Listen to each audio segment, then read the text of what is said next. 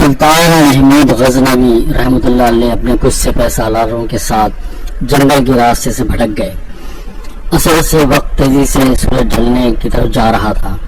سلطان جنگل میں راستہ تلاش کرنے میں سرگرداں تھے کہ ایک ہندو دھرم کی شہزادی پر نگاہ پڑی جو اپنی کنیز کے ساتھ شاید شکار پر نکل آئی تھی۔ اکیلی شہزادی اور اس کی کنیز اس چیز سے بے خبر دریا پاؤں ڈبوئے بیٹھی تھی کہ ان کے پیچھے ایک جنگلی ریچھ پہنچ چکا تھا۔ اس وقت تک کہ سلطان کا تیر اس کے حلق سے آر پار ہو شہزادی کی کنیز کو ایک ہاتھ کے پنجے سے ضرب دے چکا تھا۔ اس سے پہلے شہزادی اپنا ترکش سنبھالتی اور تیر کمان میں لگاتی شاید بہت دیر ہو جاتی۔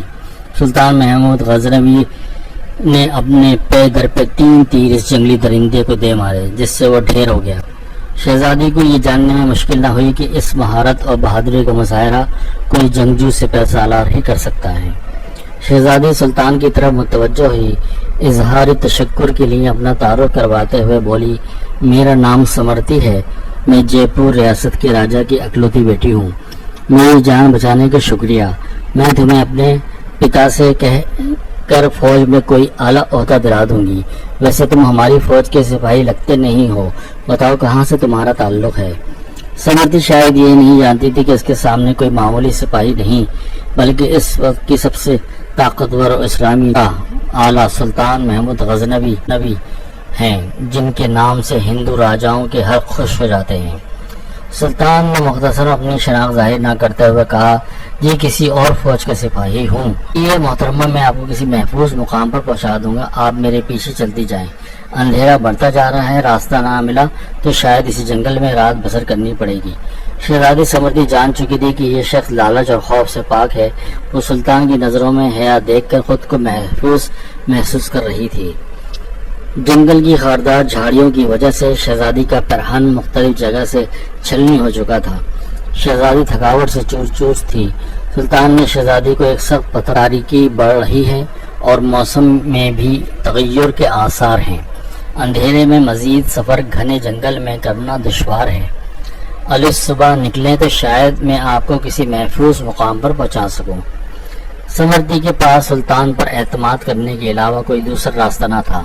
سلطان نے محسوس کیا کہ شہزادی اپنے بیش قیمت مگر قدر باریک لباس میں جنگل کی ٹھنڈی رات شاید نہ گزار سکے۔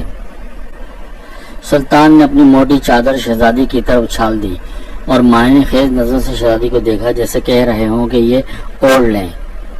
شہزادی نے بلا جھجک چادر اوڑھی اور ٹیک لگا کر درخت کی اوٹ میں پاؤں پسار لیے۔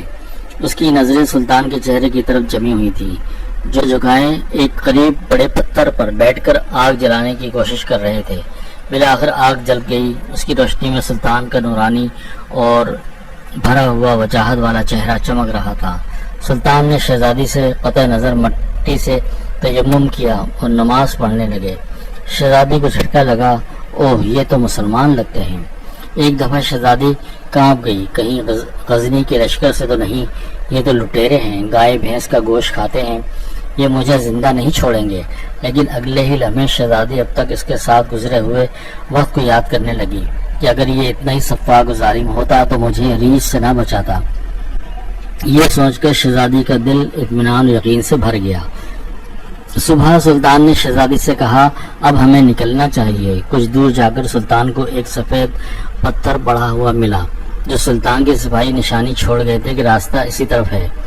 یہ اس زمانے کا ایک طریقہ تھا کہ جنگل میں پتھر چھوڑتے جاتے تھے تاکہ پیچھے آنے والا راستہ جان سکے کہ گزرنے والا کہاں سے ان کا ساتھی گزرا ہے۔ جنگل میں پتھر چھوڑتے جاتے تھے تاکہ پیچھے آنے والا راستہ جان سکے کہ گزرنے والا کہاں سے گزرا ہے۔ بالآخر شہزادی اور سلطان ایک ہموار راستے پر پہنچے۔ کچھ دور ایک چھوٹے سے گاؤں کے آثار نظر آ رہے تھے۔ سلطان نے کہا کہ یہ آپ کی ریاست کی حدود کا گاؤں معلوم ہوتا ہے۔ شہزادی، ہاں دیکھتے ہیں۔ گاؤں پہنچنے پر شہزادی نے گاؤں کے مکھیا کو بلاوا بھیج دیا۔ مکھیا اپنے کچھ ساتھیوں سمیت حاضر ہوا۔ شہزادی نے کہا کہ ہمیں 2 برق رفتار گھوڑے دیے جائیں اور کچھ خشک اناج اس سپاہی کو دے دیا جائے۔ شہزادی نے سلطان سے کہا، اجنبی، ہمیں بہت حیرت ہوئی ہے کہ آخر تم کس مٹی کے بنے ہو؟ ساری رات تم اپنے خنجر سے زخم کو کریدتے رہے اور میری طرف کوئی توجہ نہ دی۔ تم چاہو تو ہمارے ساتھ محل چلو، ہم تمہیں انعام و کرام سے بھر دیں گے اور اپنی جان بچانے کا بدلہ عطا کریں گے۔ سلطان نے گھوڑے پر سوار ہو کر شہزادی سے کہا، شہزادی صاحبہ، زخم اس لیے کریتا رہا کہ آپ کا حسن میرے ایمان کو زد نہ پہنچائے اور میری توجہ میرے در کی طرف رہے، آپ کی طرف نہ بڑھے۔ میں محمد مصطفیٰ کا غلام ہوں، میری نظر میری روح پر تھی، شاید میرے جسم سے گناہ کا داغ دھل جاتا، لیکن میری روح پر اس گناہ کا داغ میں اپنے نبی پاک کے سامنے کیسے پیش ہوتا؟ مجھے یہ گوارا نہیں تھا، کیونکہ الحمدللہ میں ایک سچا مسلمان ہوں۔ شہزادی یہ جواب سن کر اس سپاہی کی اپنے سچے مذہب اسلام کے ساتھ لگاؤ، محبت اور وفاداری دیکھ کر ان کے کردار سے متاثر ہوئے بغیر نہ رہ سکے، جیسے اس کا دل اس اجنبی کی مذہب اور زندگی میں شامل ہونے کو بے قرار ہو۔ یہ کہہ کر سلطان نے اجازت چاہی۔ شہزادی، اپنی فوج کا نام تو بتاتے جاؤ، ہم یاد رکھیں گے۔ سلطان نے چادر سے نقاب اوڑھا، تیر ترکش کندھے پہ ڈالے، اپنی تلوار سنبھالی اور گھوڑے کی رکابیں پکڑتے ہوئے بولے، شہزادی، میرا نام سلطان محمود غزنوی ہے اور میں غزنی کی عظیم الشان فوج کا سپہ سالار اور بادشاہ ہوں۔ یہ کہہ کر سلطان نے گھوڑے کو ایڑ لگا دی اور سر پر دوڑتے ہوئے آنکھوں سے اوجھل ہو گئے۔